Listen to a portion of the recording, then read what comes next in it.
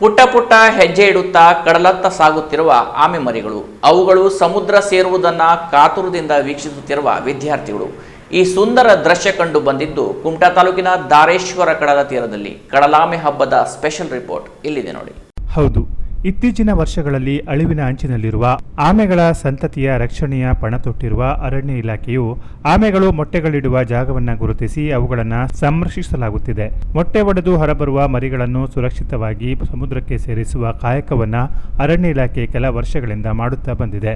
ಆಮೆಗಳು ನೂರಾರು ಸಂಖ್ಯೆಯಲ್ಲಿ ಮೊಟ್ಟೆಗಳಿಟ್ಟರೂ ಮರಿಗಳು ಹೊರಬಂದು ಸಮುದ್ರ ಸೇರುವಷ್ಟರಲ್ಲಿ 90% ಮರಿಗಳು ಬೀದಿ ನಾಯಿಗಳ ಮತ್ತು ಪಕ್ಷಿಗಳ ಪಾಲಾಗುತ್ತವೆ. ಬದುಕುಳಿಯುವ ಬೆರಳೆಣಿಕೆಯಷ್ಟು ಮರಿಗಳು ಮಾತ್ರ ಕಡಲು ಸೇರಿದರೆ ಹೆಚ್ಚು. ಹಾಗಾಗಿ ಆಮೆಗಳ ಸಂತತಿ ಕ್ಷೀಣಿಸುತ್ತಿರುವುದರಿಂದ ಈ ಪ್ರಭೇದವನ್ನ ಅಳಿವಿನ ಅಂಚಿನಲ್ಲಿರುವ ಪಟ್ಟಿಗೆ ಸೇರಿಸಲಾಗಿದೆ.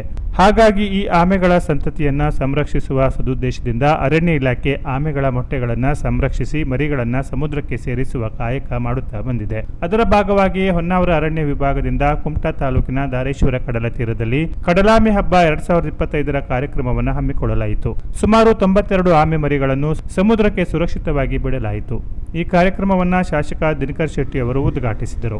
ಆಮೆ ಮರಿಗಳನ್ನು ಕಡಲಿಗೆ ಬಿಡುವ ಮುನ್ನ ದೇವಗಿರಿ ಗ್ರಾಮ ಪಂಚಾಯತ್ ಅಧ್ಯಕ್ಷೆ ವೀಣಾ ದುರ್ಗೇಕರ್ ಅವರು ಹಸಿರು ನಿಶಾನೆ ತೋರಿಸುವ ಮೂಲಕ ಕಡಲಾಮೆಗಳ ಸಂರಕ್ಷಣೆ ಕುರಿತಾದ ಜಾಗೃತಿ ಜಾಥಾಕ್ಕೆ ಚಾಲನೆ ನೀಡಿದರು. Doctor AV. ಬಾಳಿಗ ಕಾಲೇಜು ವಿದ್ಯಾರ್ಥಿಗಳು ಜಾಥಾದಲ್ಲಿ ಪಾಲ್ಗೊಂಡು ಕಡಲಾಮೆಗಳ ಸಂರಕ್ಷಣೆ ಕುರಿತು ಸಂದೇಶ ಸಾರಿದರು. ಮೊಟ್ಟೆಯೊಡೆದು ಹೊರಬಂದ 92 ಆಮೆಯ ಮರಿಗಳನ್ನು ದಾರೇಶ್ವರ ಕಡಲ ತೀರದಲ್ಲಿ ಸಮುದ್ರಕ್ಕೆ ಬಿಡಲಾಯಿತು.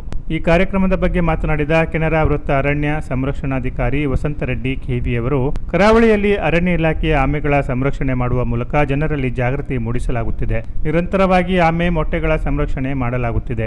ವಿದ್ಯಾರ್ಥಿಗಳು, ಸಾರ್ವಜನಿಕರು ಹಾಗೂ ಮೀನುಗಾರರಿಗೆ ಆಮೆ ಮೊಟ್ಟೆಗಳು ಕಂಡು ಬಂದಲ್ಲಿ ಅವುಗಳ ಸಂರಕ್ಷಣೆ ಮಾಡುವುದು ಅವಶ್ಯಕವಾಗಿದೆ ಎಂದರು.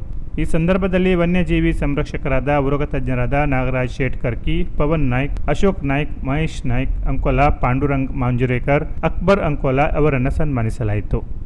ಕಾರ್ಯಕ್ರಮದಲ್ಲಿ ಸಿರಿಸಿ ಪ್ರಾದೇಶಿಕ ವ್ಯವಸ್ಥಾಪಕ ಬಿ ಮುಕುಂದ ಚಂದ್ರ, ಕಾರವಾರ ಉಪ ಅರಣ್ಯ ಸಂರಕ್ಷಣಾಧಿಕಾರಿ ಪ್ರವೀಣ್ ಕುಮಾರ್ ಬಸ್ರೂರ್, ನಿವೃತ್ತ ಪ್ರಾಧ್ಯಾಪಕ doctor V N. Nayak, outreach officer Venkatesh Sheregar, ಸಂಶೋಧನಾಧಿಕಾರಿ ಯಶಸ್ವಿನಿ ಎಂ, ಉಪ ಅರಣ್ಯ ಸಂರಕ್ಷಣಾಧಿಕಾರಿ ಯೋಗೀಶ್ ಸಿ.ಕೆ ಇತರರು ವೇದಿಕೆಯಲ್ಲಿದ್ದರು.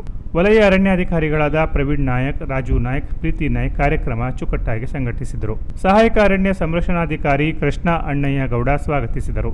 ಸುಬ್ರಹ್ಮಣ್ಯ ಗೌಡ ನಿರೂಪಿಸಿದರು. ಎಸಿಎಫ್ ಲೋಹಿತ್ ಜಿ ವಂದಿಸಿದರು. Canara plus news Kumta.